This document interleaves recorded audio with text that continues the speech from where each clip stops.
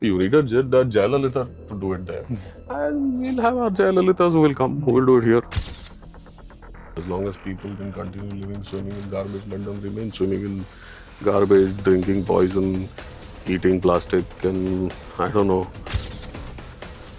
So, what has Pune lost? 3,60,65,000 crores, or maybe 4 lakh crores. What have we got? We have got a disjointed toy train, which is not even occupied 10% of the time. We never had a concept of packaging in India. Our concept of packaging was biodegradable.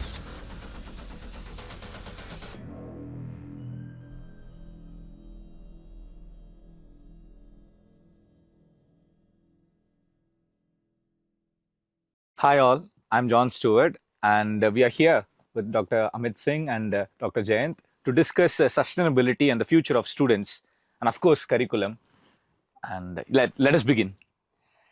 Great. So I think this is going to be a freewheeling discussion, and we would like to explore what sustainability means for us and the students and their future.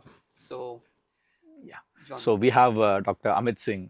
So we'll just start with one basic thing, like say, I know that you have encountered way back, maybe with the sustainability, with climate change, the action that we are taking, our work that you're doing for this. So can you give us a little introduction into that? So, human beings are tool making animals. What we do is we make tools to process nature around us, and everything that we consume comes out of nature. So, whether it's the clothes we wear, the coffee cup we drink, the coffee inside the coffee cup that we drink, the vehicles we use, the fuel in the vehicles, all of that is coming out of nature. Now, what happens is post our use of all the goods and services that we consume, all that we have taken from nature has to go back into nature. And somewhere there is a gap because when it goes back into nature, it cannot biodegrade. And that is where things have become an odd place to match because if you're consuming fossil fuels, let's say, and if you take about 80% of all fossil fuels going straight into the atmosphere as is, it doesn't get converted into energy, into transmission, or any such thing. We're just taking nature in one form, making it into garbage, and putting it into the atmosphere. Similarly, if you look at a landfill, it's all matter which is out of place. It is matter which has not been upcycled, recycled, or reused to ensure that there is no landfill in the first place. So, similarly, if you look at our water, we take water, we use up our water, convert our water into sewage. Sewage is of two types. You have organic sewage and you have inorganic sewage. Now, in organic sewage, which is human excreta, you can repurpose that or deal with it by using sewage treatment plants. But in inorganic sewage, which is basically all the chemicals we use, whether it's soaps, shampoos, your Vims, your Harpics, your what have you, home cleaners, acids, there are close to 15,000 type of PFAS chemicals. And these are inorganic chemicals, and there is no technology in the world, no sewage treatment technology in the world, which can pull out these chemicals out of water. So they go back into nature. And then when they go back into nature, they find a way in which they come back to us. You understand? And if that happens, then is where we come up with cancers, we come up with all kinds of other issues, air pollution, you name it. And you really cannot deal with all of that as a business or as a going concern. Because if you were to do business, you can't do business on a dead planet. You will need natural capital to use your tools to convert into things which you can consume, goods and services that you can consume. And that is what is sustainability. So, disrespect for natural capital or not being able to balance our demands on nature with the amount of natural capital that we have left is the problem. That's the gap that we have to bridge. And there are other issues, and we can keep Yeah. talking. Yeah. This makes me get reminded of this particular thing. We have this outlet of the sink way back in my home, where we go do all that particular water channel gets all the Vim based thing to the garden. And one way or the other way, it started affecting the coconut tree that's there nearby. Though the water is getting sedimented and then it goes down and it refills the water table, but the surface layer sedimentation of these harmful inorganic substances that are there, it started affecting that one drumstick tree that we had. And then the coconut tree, of course. And one way or the other way, I think we are consuming the coconut, tender coconut, slightly inorganic components, I It is suppose. finding its way into Yeah. you in some form or another. Actually, the right way to deal with it is through bioremediation. But there are other plants, and ideally non-edible plants, which you should be using for taking out. Let's say, for instance, hyacinth. You see a lot of hyacinth bloom across water bodies in India. The reason why the hyacinths are in bloom, in such floral bloom, is because there's a lot of heavy metals and pollutants in water which the hyacinth plant consumes to clean up the water. Yeah. But if you start eating the hyacinth plant, it's an issue. Yeah. So again, there's another question aligned to this. You've said like sustainability is there, and we have to work for it, and it's an essential part of our system. We consume, we have to give it back. Otherwise, we have a gap. But we have businesses across. And on the other day, when I was having a conversation with Jain sir, we were brainstorming on this idea. Businesses have this. They concentrate on one sustainability and then they leave out all the other things. What is your take on that? How can we, fill that gap and bridge it? Any business, as long as you are not watching it with regulation, it will try to get away with everything that it can in the name of making a profit. Every business is oriented towards maximizing its profit. So unless you regulate a business, you can't expect that that business is going to be good to you. The business is going to be good to itself. That's just how the function of a business is designed. But it is very important for you to bring in regulation and implement the regulation and those norms to ensure that businesses become sustainable. Otherwise, there will be no business. Like I told you, many times the business doesn't know that it's damaging its own interest, because most businesses think that, okay, I am trying to maximize my profit amongst a competitive bunch of other businesses who are in the same league. So it's not that business's fault. This is the fault of regulatory oversight, government intervention, our own intervention as people. Unless we don't become responsible, unless we don't educate business people, we don't educate the kids of today, we don't educate everyone else about the fact that, look, we keep doing this thing, we're not going to have any air left to breathe. Then what are you going to do? Where are you going to do your business? Yes, of course. I think recent FSSAI with regard to the milk products, I don't know the right term for it, but the amount of bacteria that are there in that, it should be in a regulatory proportion, but it's far more greater than that. And we are getting affected by that. Yes. Though there are so many, statements that are there, government as a regulatory body should have governed this. The top brands, milk brands that we have here in the country, say for example, too has an exceeding amount of that kind of bacteria in it, and it's straight away affecting the genes and affecting human beings, and we are not regulating that. Say for example, so what you said, there are three aspects to regulation. Number one is the air you breathe, number two is the water you drink, and number three is the things you consume. All right, so ideally the air you breathe is air pollution, and out of just petroleum, if you just consider petroleum, you have 750 types of derivatives that you can make out of petroleum. Now, do we have the capabilities to measure these 750 variables every time petrol or diesel is being combusted in internal combustion engines? We really don't. In fact, a lot of people don't even know that air pollution is of two types. So one type is the gas pollution, which is basically your NOx's, SOx's, sulfur oxides, nitrogen oxides, CO2, which is the most famous gas, and carbon monoxide and ozone and so on. And there are about maybe a laundry list of about 6-7 gases which we can sort of measure.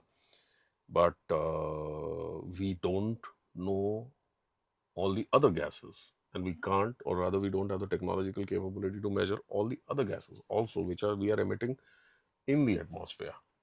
And a lot of people are not even aware that the life of CO2, for instance, in the atmosphere is close to 1,000 years. So every time you burn up petroleum, you're creating this sort of pollution which is not going to go away. It's just not going anywhere. It's just going to be there for 1,000 years, going to outlive you by maybe 20 generations or something. So that's one part of air pollution. The other part of air pollution is particulate matter. And in particulate matter, again, you've got particulate matter which gets measured in nanometers. So you've got PM2.5 and PM10, which are considered as the primary criteria for establishing thresholds of particulate matter. And now when you breathe in PM2.5 particles, they go into your lungs, and there is no way, there is no system in the world with which you can clean up your lungs from the inside. You can clean up windows, you can clean up doors, you can clean up floors, you can do all of that, but you cannot clean up your lungs.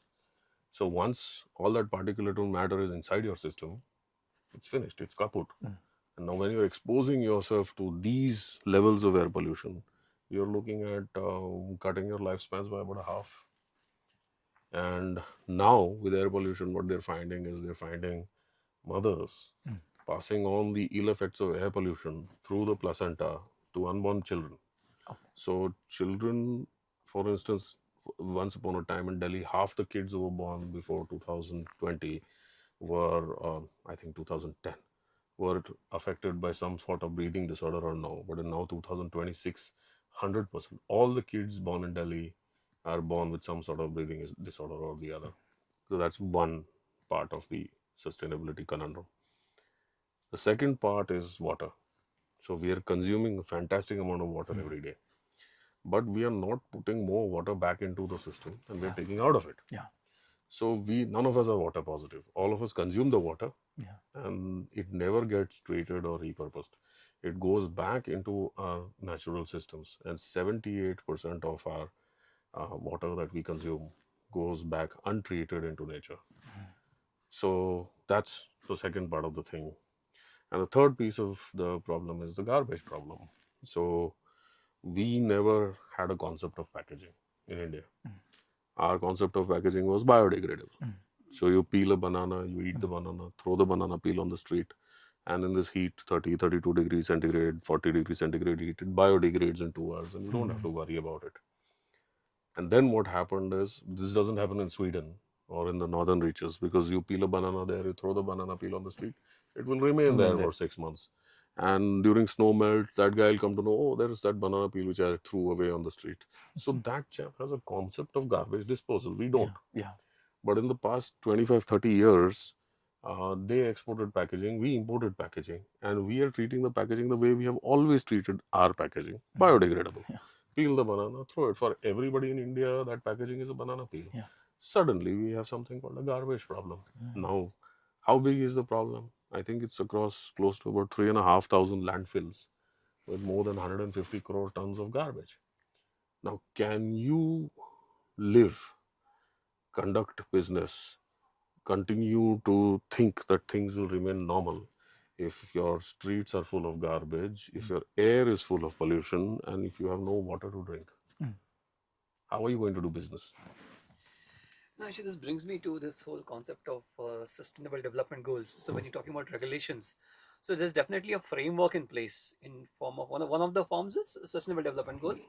So you align your whatever actions you're doing, whatever business you're doing, you align with those sustainable development goals, and hopefully it will be sustainable in its true sense. But the problem that I see is we look at all these goals in isolation, and this is where this problem begins, where you try and cater to one development goal at the trade-off happens somewhere else. Yes, it's not just trade-off, but actually it's going to negatively impact somewhere else. Like I probably try and cater to poverty, and in that process, in the name of eradicating poverty, I create some capitalist business model, and then that's going to affect my land, affect my water, affect my soil, affect everything else. So how do we approach this? How do we solve this problem? So we have gone over the tipping point, but we are not willing to admit to ourselves that we've tipped over and we're falling. We're just not willing to admit it ourselves, and that's just the nature of governments and politics. And because pollution doesn't have a vote, trees don't vote, the garbage doesn't vote. So why should I bother about all these things? As long as people can continue living, swimming in garbage, let them remain swimming in garbage, drinking poison, eating plastic, and I don't know, continuing their lives the way they are. So that's the reason why perhaps it's not reached the tipping point. As in, at least it's not become a going concern for governments to start intervening in our country. But I am seeing a change come, and that change is coming for sure. And it's coming in three parts again. One part of it is climate events, which are sparing no one. And the second part of it is this the fact that your cities are barely livable anymore. Yeah. And the third part of it, the most important part of it, I feel, is that people are now increasingly realizing that the bang for their buck, the amount of money we pay as taxes, or the amount of money we end up expending in just running our businesses, are not worthwhile anymore. Like, for instance, if you take an economy like Pune, Pune exports like 2 lakh crore rupees worth of software. Okay. And 30% of all software employees, I think there are about 15 lakh odd people who are dependent on the IT and ITES businesses in Pune, is spent in traffic. Now, if you just take this 30% and superimpose it on the 2 lakh crores, it's 60,000 crores. It's just money sitting on the table. And if you don't fix that problem, this opportunity cost is just going away. I mean, it's just slipping out of your hands. You're letting it go away. So, sustainability is what is good for business. But unfortunately, if business is going to be myopic and think that, oh, no, no, no, I don't need to be sustainable, it's the other guy's problem, or it's the government's problem, or it's someone else's problem. You know, let the other guy behind me do it. Let some other fellow who's going to come back to power after me do it. Then it'll be nobody's problem, and everybody will pay a heavy price for it. I think everybody said that. There is one song. Everybody said that anybody could do the important things. Yes. Somebody should do, but nobody does did it. it, and then Nobody did it. everyone's going to be then in that circumstance where you're pointing fingers with no solution. So, now I'm a business management professor, and when I walk in my business management classes, the core of everything that I teach is ROI. And climate really doesn't feature anywhere. At the most, it's one of the subject on sustainability. But all my accounting, all the economics, all the strategy management, entrepreneurship, everything is all profit based. Yeah. So my curriculum is all based on how to make more money, how to make profits. And then I also teach my students, okay, this is sustainability, this is SDG goals. But if you come to a point, if you try and reconcile these two, they don't really reconcile. And now with this kind of knowledge, the students go out in the market, and I really don't know what they will be able to do. How do we resolve this? The problem is that in any of the courses that are being taught today, there is no orientation towards systems thinking. So we do not look at the total cost of ownership of a circumstance. We are always looking at things from the perspective of, am I hitting my bottom line or top line numbers? That's about it.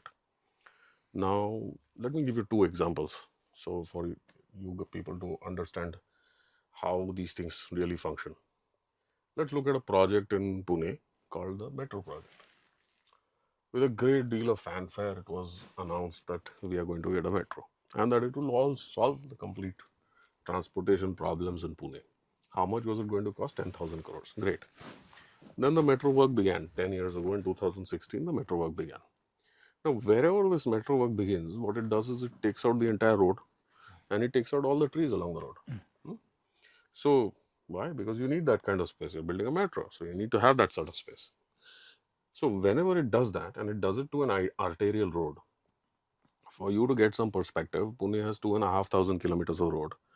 In 2,500 kilometers of road, about 11% of the road, or 285 kilometers of the road, carries about 90% of Pune's traffic.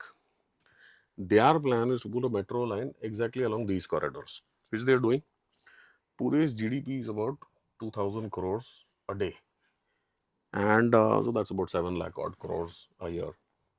And every time you take out one road like this, suppose you take out a road on Karve Road. Now, if I want to come and meet Jayant, and Jayant is sitting in Baudhan, and I have to come via Karve Road, I cannot. So I could be a plumber who wants to meet Jayant at his house in Baudhan and fix something which will earn me 500 rupees or 1,000 rupees. And now that is a loss to me as income, and it is a loss to the nation as national income. and it is a loss to Pune as Pune's income. Yes. You understand? Mm. So if I were to consider that wherever the metro has been plaguing Pune with traffic jams and ensuring that they create missing links wherever they go, and if that loss is at 5%, which is basic, like the bare minimum number at 5% to the GDP, it's 100 crores a day. In a month, that's 3,000 crores. In a year, that's 36,000 crores. In 10 years, it's 3,65,000 crores. So, what has Pune lost? 3,65,000 crores, or maybe 4 lakh crores, if we were to look at these numbers very conservatively. What have we got? We have got a disjointed toy train, which is not even occupied 10% of the time after consuming 10,000 crore rupees of money, with a big promise saying that, oh, we will fix the problem. And 89% of the time it's running empty. Yeah. And the bigger part of the stupidity is that they come back and say, no, you need 300 kilometers of metro. If we don't have 300 kilometers of metro, it's not going to be, their word, not mine, sustainable. So now I am not even beginning to talk about the total cost of ownership, because one pillar, one metro pillar consumes 100 metric tons of concrete. 1 kilo of cement absorbs 1100 joules of energy, which means if I take a concrete surface and I place it in the sun, it will absorb enough of the sun's energy to ensure that the temperature on the concrete is double that of your atmospheric temperature. That's the kind of damage that we are doing to the environment by doing these heavy concrete intensive projects. But there is something which is told to us, and what is told to us is that development is important, and the basic rules of physics or applied mathematics or applied economics is forgotten, and nothing is viewed from the perspective of sustainability. Let me give you another example. Roads. You'll say that if not metro, roads. Fine. Let's look at what happens to the roads in Pune. Pune is about 200 and approximately about 350 odd square kilometers today. If you include Pimpri Chinchwad, it's about 550 square kilometers. They have covered 63% of the surface area of Pune in concrete. Most of the roads today in Pune are becoming concrete. Now, the moment you say concrete, it's impermeable. No water will flow through. Yeah. So, where will that water go? It will find the lowest place for it to gather. Pune is shaped like a basin. So, if you join all the lowest points in Pune in the basin, that's your river. That's where everything has to flow. Now, you've covered 63% of Pune surface area in concrete. But water is going to keep sloshing around in this basin and not going to get absorbed, because the amount of tree cover you need or the amount of open land spaces that you need for the water to get absorbed and become part of the water table doesn't exist. And you have left this problem to somebody else to deal with. How is that somebody else dealing with it? There is an underpass, let's say, in front of my house in Jangli Maharaj Road. That underpass floods because you're looking at 100 millimeter, 200 millimeter rainfall events. What is Pune's drainage worthwhile? What Pune's drainage is worth about 50 millimeter, maximum 55 millimeter. Why is it that way? Because over 130-year modal average, the maximum rainfall we have ever received is between 55 to 65 millimeters. So the old drainage system is enough to accommodate the older pattern of rainfall. But now, because of all this increased concreting, you have created Pune into a heat island. Pune's land surface temperature today is 49 degrees centigrade. And this is satellite data, this is not my data. Now, with this kind of increased temperature, what starts to happen is the atmosphere can absorb more water, more moisture. So every time a temperature of the atmosphere goes up by a degree, its capacity to carry water vapor goes up by 7%. So if it goes up by 10 degrees, it will mean that the capacity of the atmosphere to bring rain down on you will go up by 70%. So when this rain falls, 100 millimeter, 120 millimeter of rainfall at one time, if it falls on 1 square kilometer, that's equal to 10 crore liters of water. Now that water is not going to flow out in a hurry. So what will happen is, my underpass maybe on Jangli Maharaj Road or at Rambadi or wherever they have these great underpass projects will get flooded. Then the traffic will start banking. The traffic will block all of Ganeshkin Road and go further back. It'll go further back from Aund all the way through up to Hinjawadi. From Hinjawadi, it'll go and hit further back up to the Mumbai-Pune Expressway. On this side, it will go through camp and it will go become part of. And all of us have got caught in 3 hour long, 2 hour long traffic snarls, and we are wondering why. I mean, why is this happening? It's happening because the city is not sustainable anymore. You understand? And we call this a climate event. And it's not like it's anything new. It's been happening every year for the success, I think almost a decade now. But yeah. So when you say climate event, we call it, it's like it's because of the external factors. We're not taking responsibility for it. Is that what you mean? One way to look at it. The other way to look at it is 1 kilometer of road can at best accommodate 200 vehicles. You can't change the dimensions of a vehicle 5 meter by 3 meter. That's the amount of space any vehicle is going to occupy on the road. So you divide 1000 meters by 5, you come up with 200 vehicles. If you're looking at 285 kilometers of road, or let's assume 2,500 kilometers of road, let me take a 90% flow rate. Never mind. 5 lakh vehicles on the streets and you're finished. So yeah, you're in a gridlock. So yeah. So John, what? Yeah. John and maybe acknowledge this problem. Yeah. Our problem as professors, like John is teaching digital humanities. For me, I'm a business management professor. Now, for me, the crux is make money. That's what I have to teach the students. Yeah. Now, in a dead city. Me as a professor, exactly, in a dead city. Right? So I don't know, John, what is your experience when you walk in a class? I think before that, I think that particular question that came to my mind is now is ironical. I cannot ask that question. Is climate change a myth? Because already I've been doing it, or I'm doing it. I'm doing it for that. Okay. So when I get into this class, this particular course that I'm teaching, the program that we are offering here in Christ is English and Digital Humanities. Of course, we have literature in hand, and how are we navigating it with the technologies that are affecting the literature, the creativity, so-called rethinking of entire creativity aestheticism. The one way that I put into the class is that are we aware of this situation? If I ask, they would be easily getting to the literature and say, yeah, this particular movie, this particular text, everything is directing us to look in that way. Okay, then what is your take on that? And they will be arguing a lot in this particular faction, and then they will go for like say, yes, of course we have to realize this point and everything and all these things done. When they step out, they'll throw a plastic bottle, maybe not even in the dustbin, but they will throw it out. They won't even segregate the waste, wet waste and the dry waste that we really have in Christ, of course, in two different bins. I'm teaching something, or I'm using something in the class, those phrases that are really pinpointing to these issues that are there, maybe theoretically. And in a literary sense also, we are taking that into account. But in the application level, we are not working for that. And how are we gridding it? Yes, the curriculum is trying to give us some space. Say, for example, this particular program. But I don't see an output, or the course outcome so that we are mapping is not in that output level. So how can we? So I think John's problem is a little simpler. I have a little more complex problem because John, he's going to teach, but there's no output. For me, when I walk in a business management class, I'm going to teach how to make profit.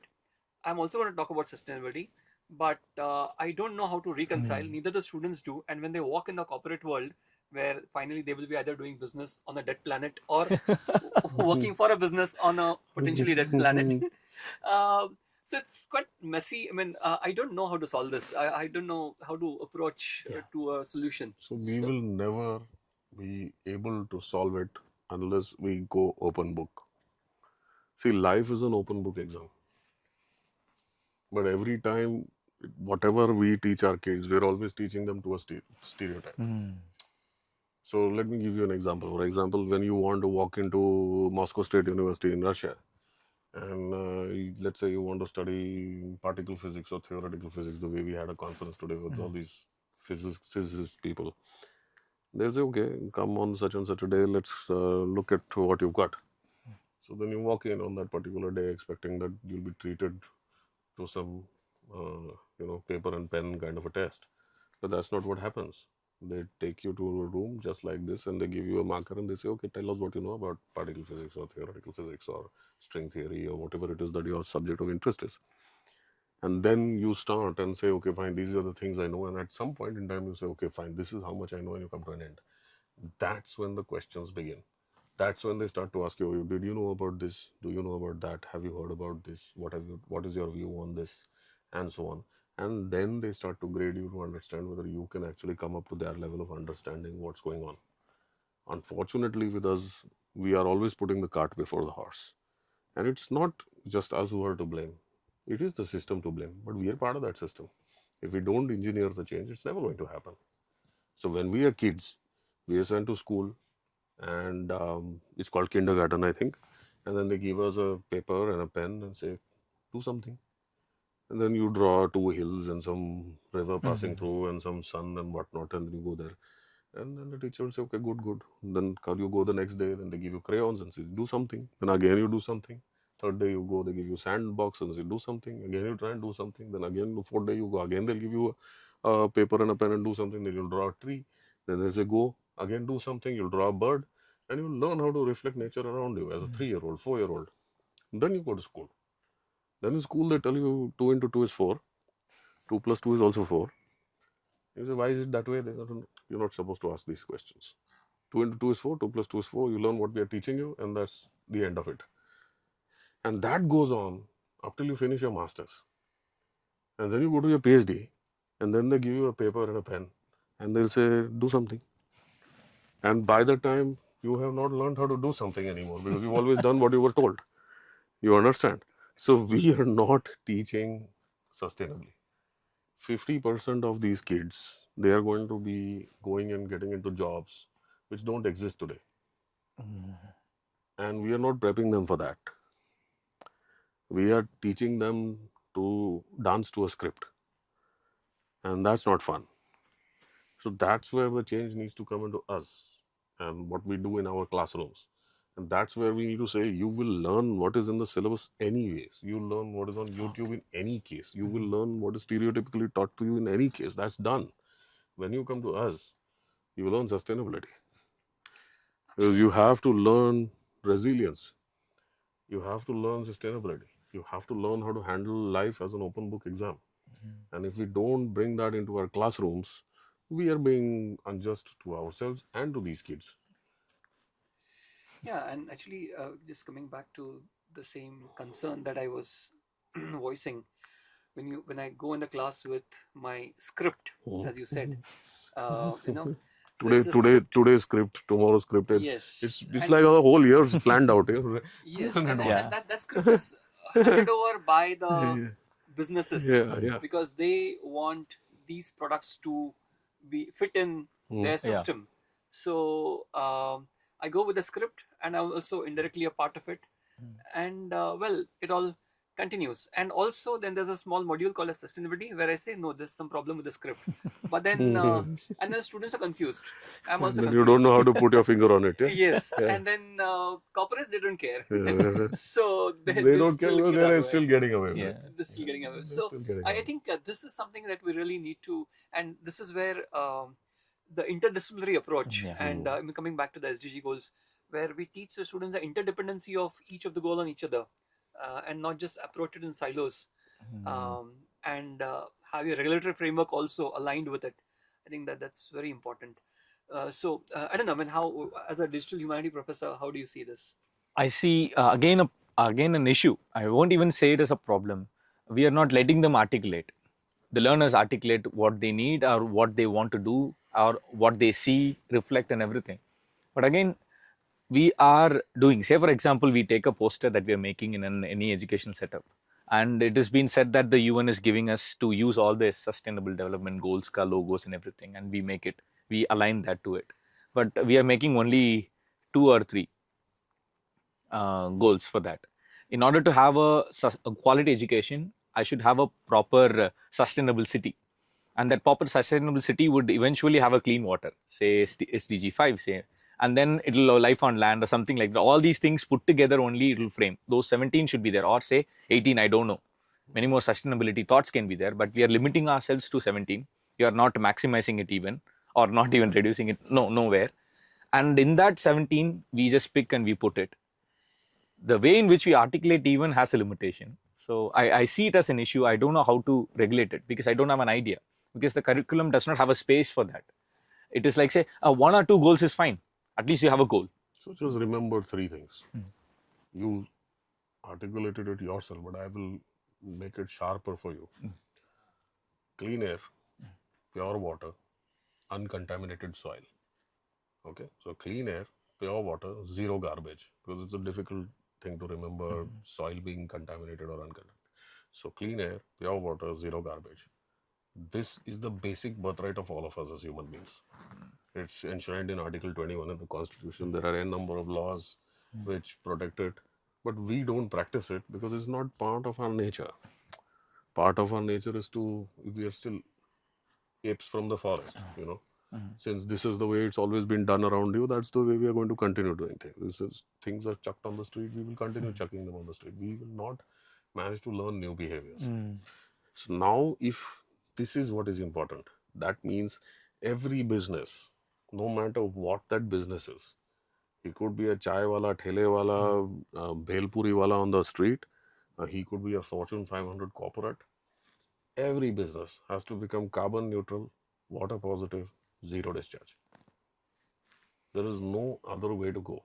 So by carbon neutral, there are two values you're looking at. One is the stock value you're looking at. So we are in a building. This building has consumed some amount of concrete. It's consumed some amount of steel. It consumes some amount of glass. It's consumed some amount of plastic. All of that, all of those variables need to be written down. Each and every variable, its carbon impact needs to be figured out. All of it has to be offset. And then there is a flow value. You're consuming some amount of electricity here. You're consuming some amount of water here. You're consuming some amount of food here. All of the flow values have to be offset. All right? Stock value, flow value has to be offset. Water positive. You have to put more water into the ground than you're taking out of it. Zero discharge, zero waste. Everything that you consume has to go back to nature in a form in which it is biodegradable, or it has to be offset, or repurposed, or upcycled, or what have you. If you are clear about these things, finding a baseline from where to begin is just a matter of mathematics. Arithmetic, actually, not even. Yeah, you just have That's to add very things well together. put. So, if I have to go in a class and when I speak about business models, these are non-negotiables. Non-negotiable. If the business is not here, it is Right. not sustainable. Right. And you'll find most businesses are not sustainable, which is fine. You have to start somewhere.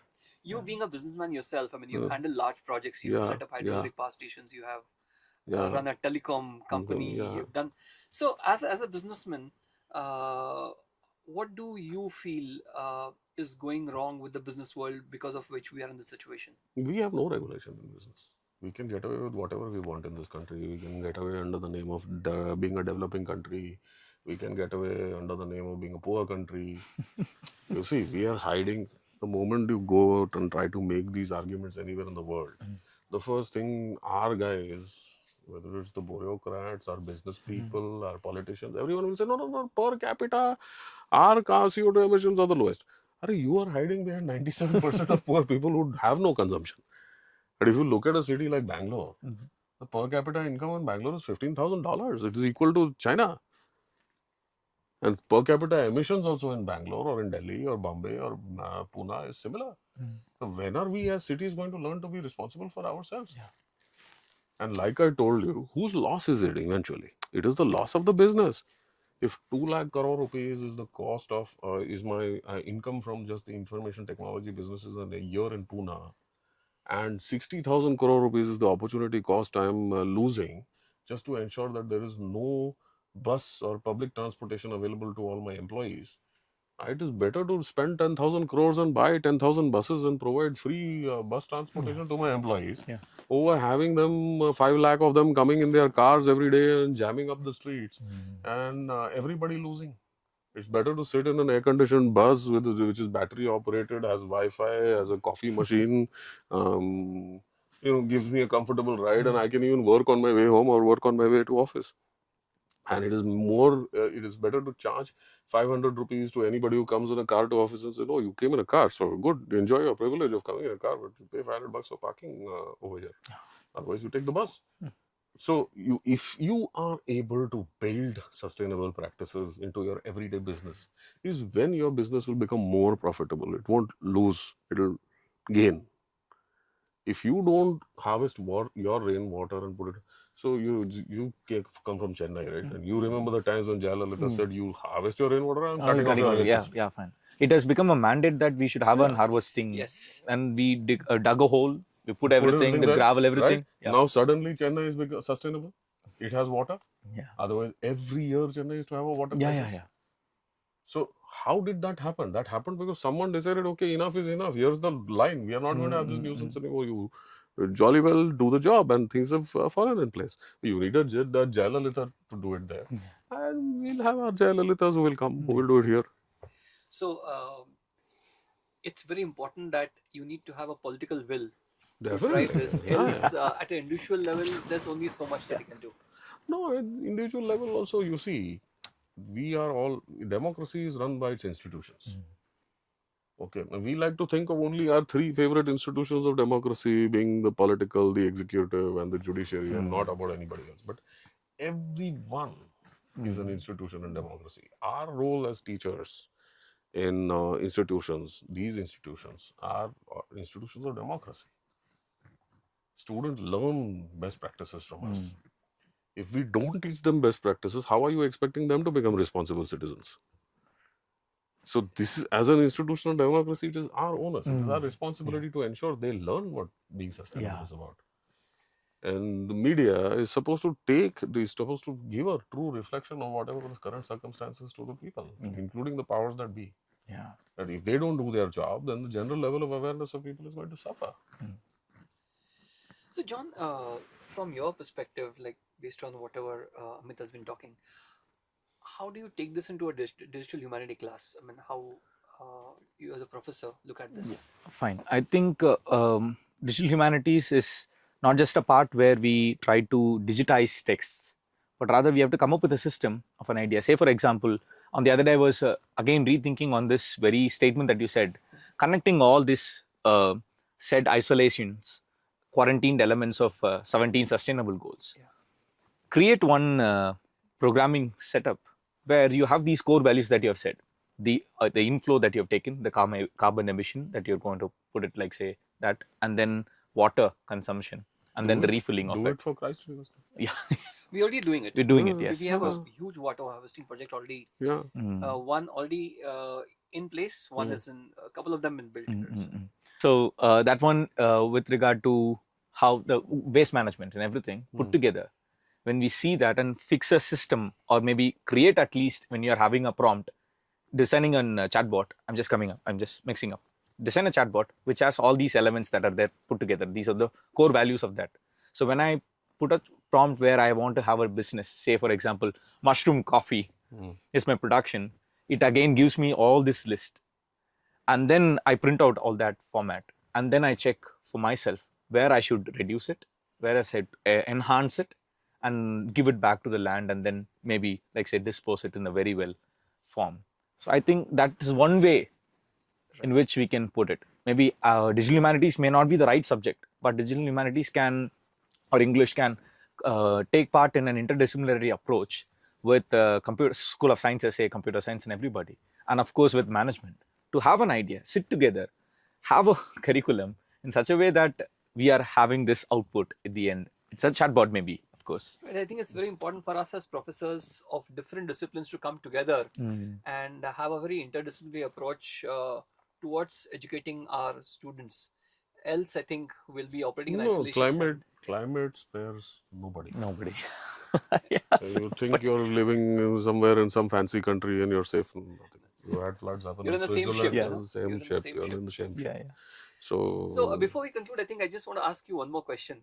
When apart from you being a rich, not I won't say rich, but astute businessman, you handle not really. large business. I've made my mistakes. Let me just put it that way. But you've also traveled, and you traveled to North Pole, South Pole, Amazon forest. You really explored the entire Earth. Yeah. So and then you spent your time in multiple different countries, and you probably could have settled there, but finally you landed in some busy streets of Pune, and you're staying there. Well, what brings you back to India? I don't have a real straight answer. I mean, it's really difficult to say. Yeah, it's very nice to say, I'm a very patriotic guy and I wanted to come back and all of that. That's not true. Okay. But because there are many places in the world where you really want to live and never come back. And it's not like it's uh, it's definitely easier there in some ways, but it's more like it's exchanging one set of complications for another. Like for instance, in the northern hemisphere, in the developed world, you have to live a life which is very alone, extremely alone. You're supposed to be autonomous in more ways than one, and it can create some sort of fatigue. In the northern hemisphere is that. In the other places, it could be to do with language or with culture, or with several things which perhaps you cannot get accustomed to at a certain age or stage in your life. So there are always trade-offs. And then you wonder, because when you've seen all of what you have, I've skied to the South Pole, I've set foot on the South Pole, I've climbed Vinson Massif in Antarctica, I've traversed the entire Andes, most of Africa, I've climbed Elbrus in Russia, through Siberia. So that's made me a bigger conservationist. Because when you realize that all of this is at stake, yeah, that out of the 6 billion hectares of forest, for instance, on the surface of the earth, a third are gone. If you see, about half of the world's coral reefs have done 250 dives across the world's oceans. If you go to Maldives, for instance, and dive, you realize the entire Maldives, which was once upon a time thick with coral, is now an empty wasteland. There's just white dust where coral used to be, with so many beautiful currents in the Indian Ocean mixing there. So the fish life still exists, but there's no coral life at all. And what has happened? Just a 0.5, 0.75 degree change in the ocean temperatures, and that's how delicate things are. So that makes you a bigger conservationist. And then when you become a bigger conservationist, who are you going to be concerned for the most? For your own people.